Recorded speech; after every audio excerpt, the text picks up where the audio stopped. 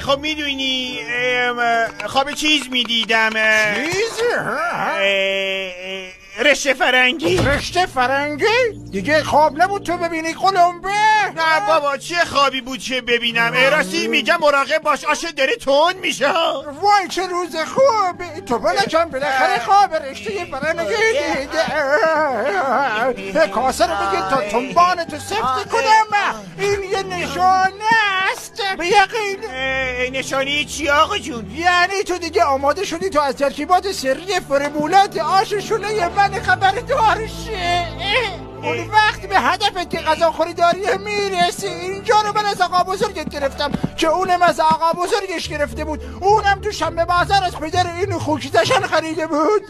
میمون مانتیس لک افعی ببری. آخی